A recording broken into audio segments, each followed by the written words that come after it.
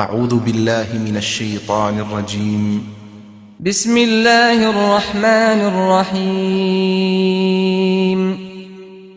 الحمد لله الذي أنزل على عبده الكتاب ولم يجعل له عوجا قيما لينذر بأسا شديدا من لدنه ويبشر المؤمنين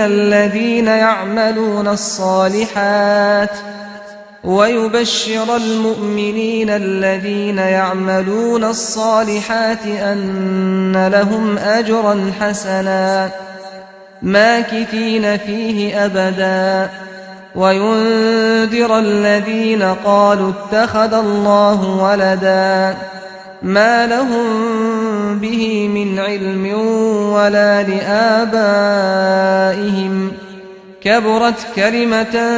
تخرج من أفواههم إن يقولون إلا كذبا فلعلك باخع نفسك على آثارهم إن لم يؤمنوا بهذا الحديث أسفا إنا جعلنا ما على الأرض زينة لها لنبلوهم أيهم أحسن عملا وإنا لجاعلون ما عليها صعيدا جرزا أم حسبت أن أصحاب الكهف والرقيم كانوا من آياتنا عجبا إذ أوى الفتية إلى الكهف فقالوا ربنا آتنا من لدنك رحمة وهيئ لنا من أمرنا رشدا فضربنا على آذانهم في الكهف سنين عددا ثم بعثناهم لنعلم أي الحزبين أحصى لما لبثوا أمدا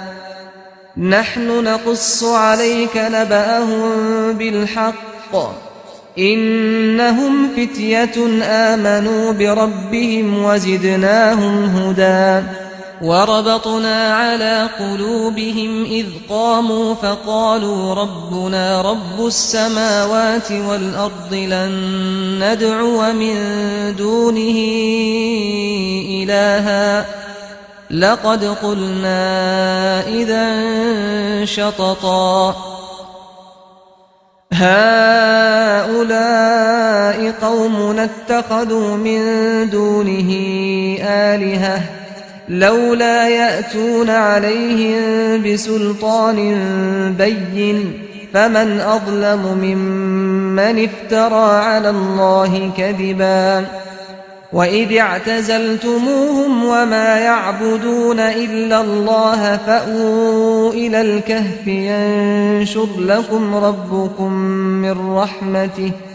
ينشر لكم ربكم من رحمته ويهيئ لكم من أمركم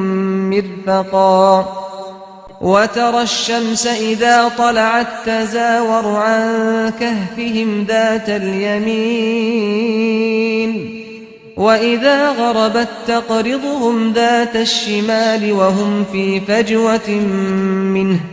ذلك من آيات الله من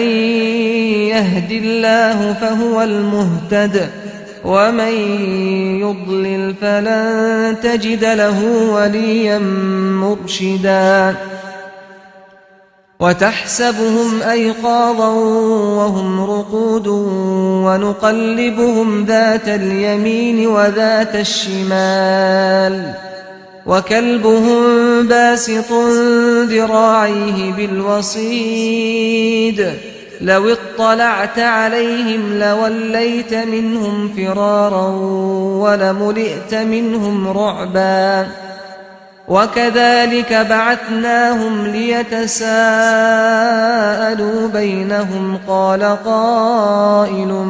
منهم كم لبثتم قالوا لبثنا يوما أو بعض يوم قالوا ربكم أعلم بما لبثتم فابعثوا أحدكم بورقكم هذه إلى المدينة فلينظر أيها أزكى طعاما فليأتكم برزق منه وليتلطف ولا يشعرن بكم أحدا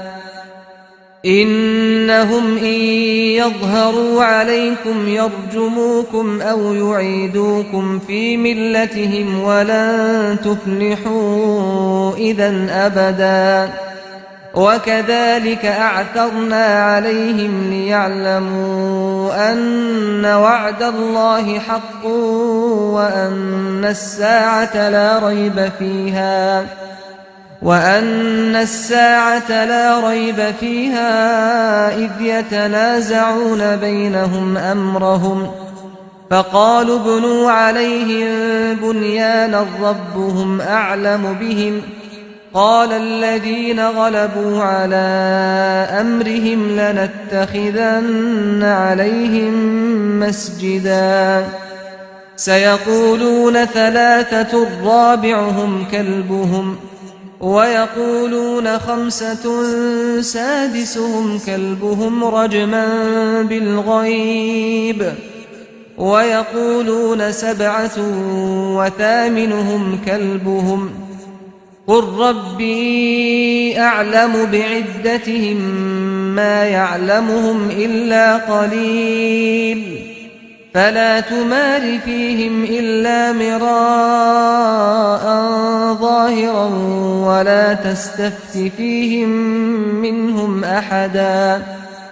ولا تقولن لشيء إني فاعل ذلك غدا إلا أن يشاء الله واذكر ربك إذا نسيت وقل عسى أن يهديني ربي لأقرب من هذا رشدا ولبثوا في كهفهم 300 سنين وازدادوا 9 قل الله أعلم بما لبثوا له غيب السماوات والأرض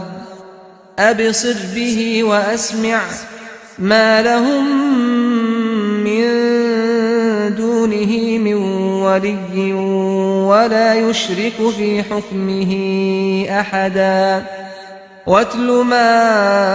أوحي إليك من كتاب ربك لا مبدل لكلماته ولن تجد من دونه ملتحدا واصبر نفسك مع الذين يدعون ربهم بالغداة والعشي يريدون وجهه ولا تعد عيناك عنهم تريد زينة الحياة الدنيا ولا تطع من أغفلنا قلبه عن ذكرنا واتبع هواه وكان أمره فرطا وقل الحق من ربكم فمن شاء فليؤمن ومن شاء فليكفر إنا أعتدنا للظالمين نارا أحاط بهم سرادقها وإن يستغيثوا يغاثوا بماء كالمهل يشوي الوجوه بئس الشراب وساءت مرتفقا إن الذين آمنوا وعملوا الصالحات إنا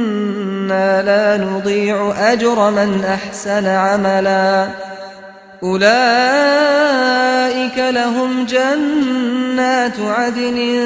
تجري من تحتهم الأنهار يحلون فيها من أساور من ذهب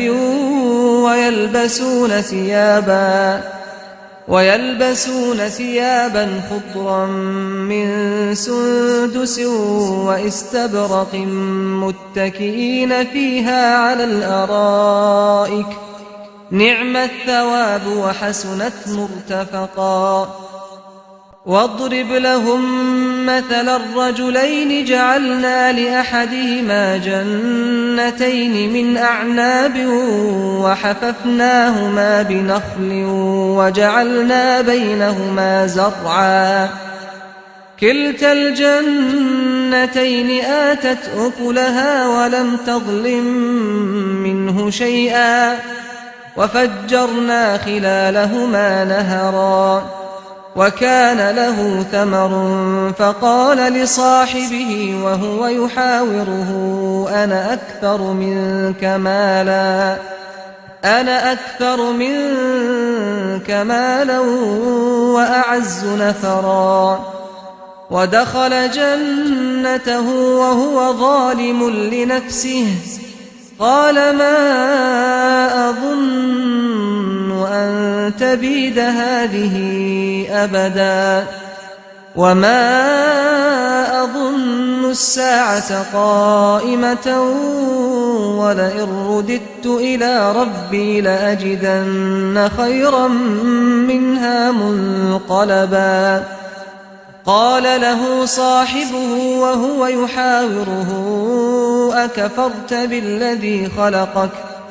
أكفرت بالذي خلقك من تراب ثم من نطفة ثم سواك رجلا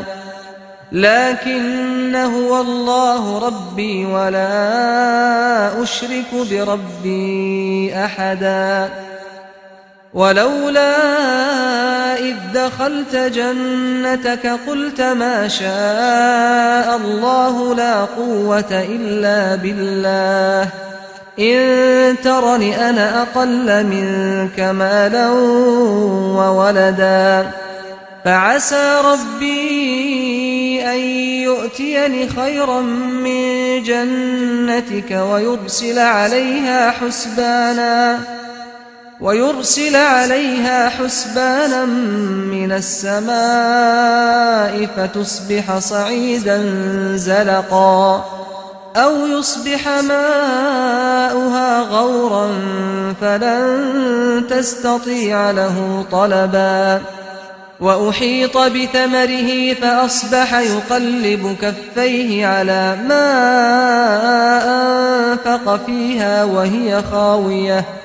وهي خاوية على عروشها ويقول يا ليتني لم أشرك بربي أحدا ولم تكن له فئة ينصرونه من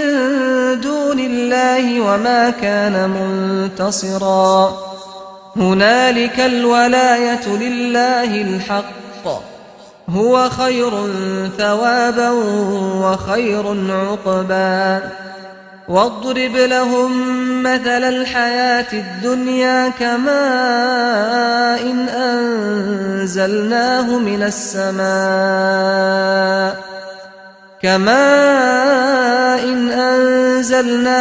السماء فاختلط به نبات الأرض فأصبح هشيما تذروه الرياح وكان الله على كل شيء مقتدرا المال والبنون زينة الحياة الدنيا والباقيات الصالحات خير عند ربك ثوابا وخير أملا ويوم نسير الجبال وترى الأرض بارزة وحشرناهم فلم نغادر منهم أحدا وعرضوا على ربك صفا لقد جئتمونا كما خلقناكم أول مرة بل زعمتم أن لن نجعل لكم موعدا ووضع الكتاب فترى المجرمين مشفقين مما فيه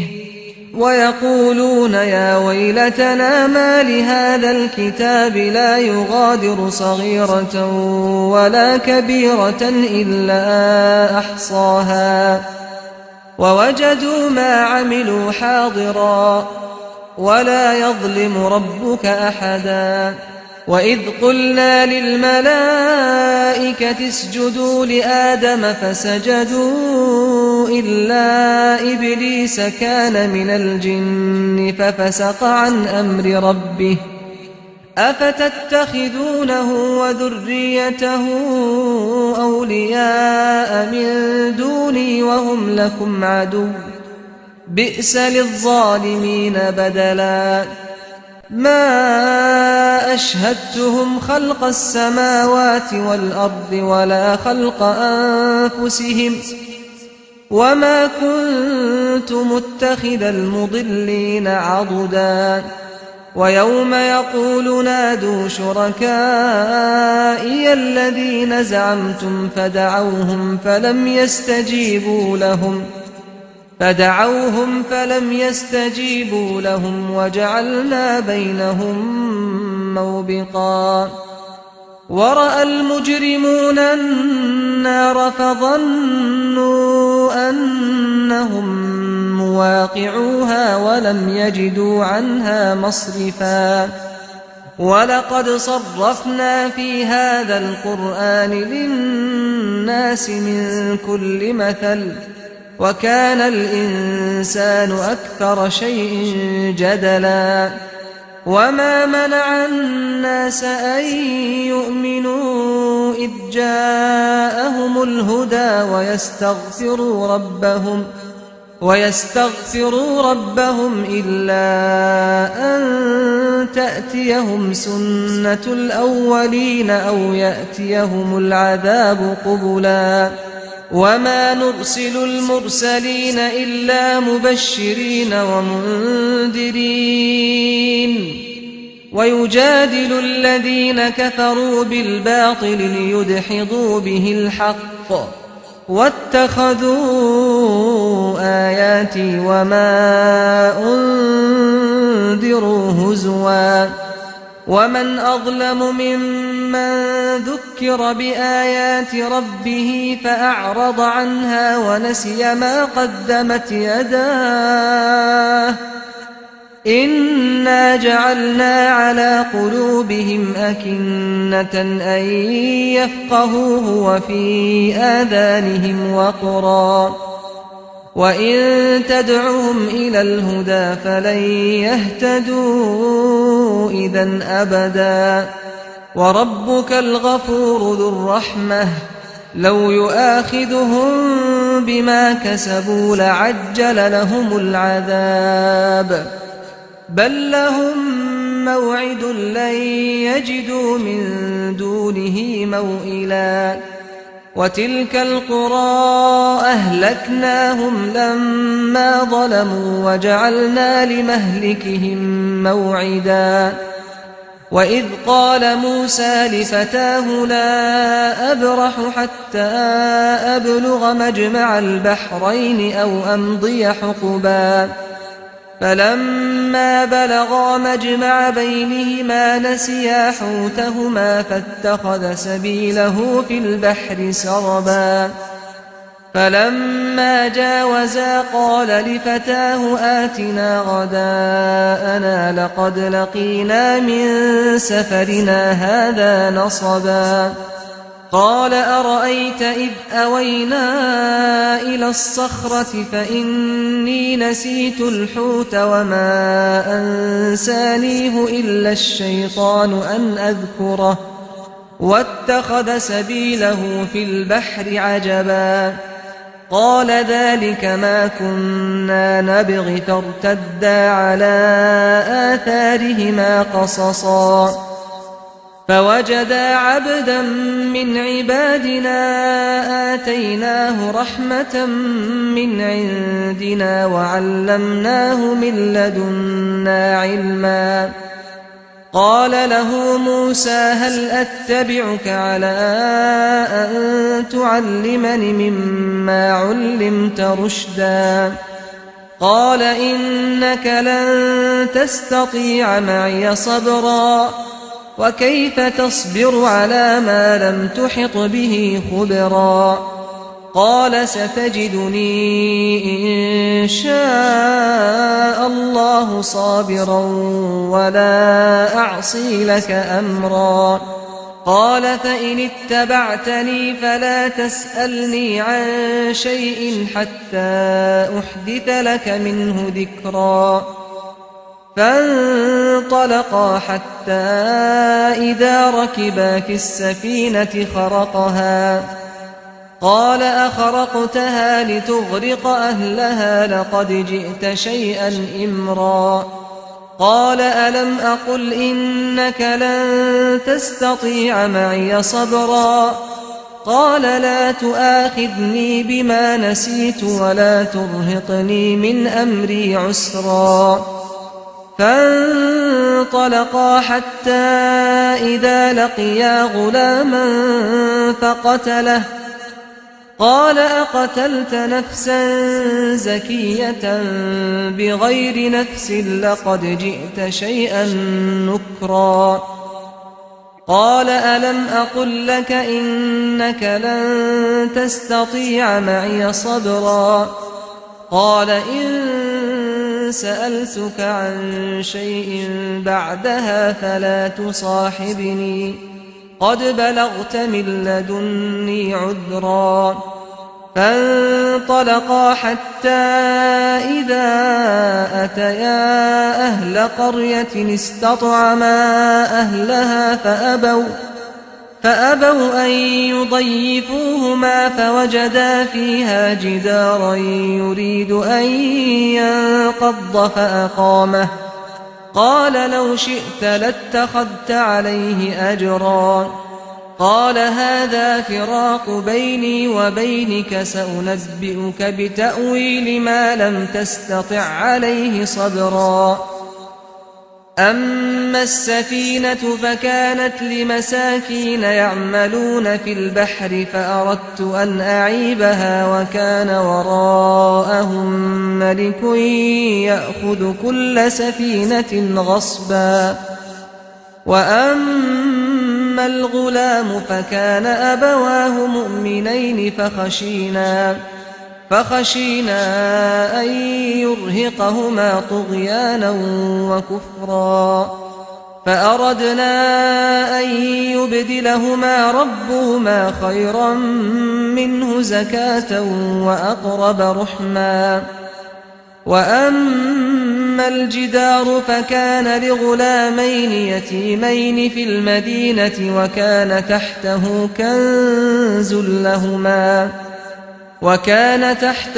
كنز لهما وكان أبوهما صالحا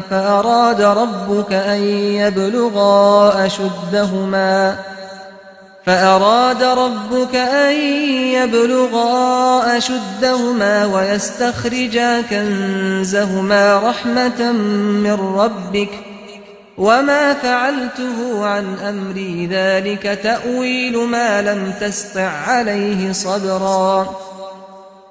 ويسألونك عن ذي القرنين قل سأتلو عليكم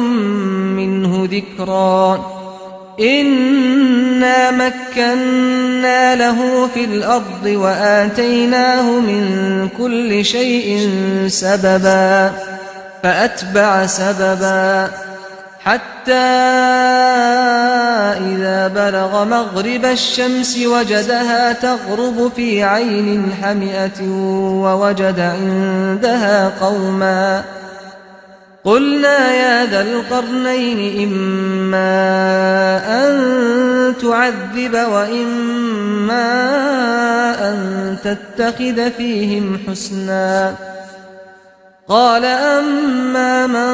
ظلم فسوف نعذبه ثم يرد إلى ربه فيعذبه عذابا نكرا وأما من آمن وعمل صالحا فله جزاء الحسنى وسنقول له من أمرنا يسرا ثم أتبع سببا حتى إذا بلغ مطلع الشمس وجدها تطلع على قوم لم نجعل لهم من دونها سترا كذلك وقد أحطنا بما لديه خبرا ثم أتبع سببا حتى إذا بلغ بين السدين وجد من دونهما قوما لا يكادون يفقهون قولا قالوا يا ذا القرنين إن يأجوج ومأجوج مفسدون في الأرض فهل نجعل لك خرجا على أن تجعل بيننا وبينهم سدا قال ما مكني فيه ربي خير فأعينوني بقوة أجعل بينكم وبينهم ردما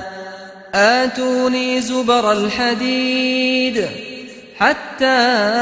إذا ساوى بين الصدفين قال انفخوا حتى إذا جعله نارا قال آتوني أفرغ عليه قطرا فما استطاعوا أن يظهروه وما استطاعوا له نقبا قال هذا رحمة من ربي فإذا جاء وعد ربي جعله دكاء وكان وعد ربي حقا وتركنا بعضهم يومئذ يموج في بعض ونفخ في الصور فجمعناهم جمعا وعرضنا جهنم يومئذ للكافرين عرضا الذين كانت أعينهم في غطاء عن ذكري وكانوا لا يستطيعون سمعا أفحسب الذين كفروا أن يتخذوا عبادي من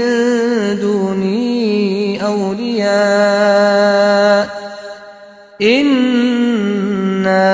أعتدنا جهنم للكافرين نزلا قل هل ننبئكم بالأخسرين أعمالا الذين ضل سعيهم في الحياة الدنيا وهم يحسبون أنهم يحسنون صنعا أولئك الذين كفروا بآيات ربهم ولقائه فحبطت أعمالهم فلا نقيم لهم يوم القيامة وزنا ذلك جزاؤهم جهنم بما كفروا واتخذوا آياتي ورسلي هزوا إن الذين آمنوا وعملوا الصالحات كانت لهم جنات الفردوس نزلا خالدين فيها لا يبغون عنها حولا قل لو كان البحر مدادا لكلمات ربي لنفد البحر قبل أن تنفد كلمات ربي ولو جئنا بمثله مددا قل إنما أنا بشر مثلكم يوحى إلي أنما إلهكم إله واحد فمن كان يرجو لقاء ربه فليعمل عملا صالحا ولا يشرك بعبادة ربه أحدا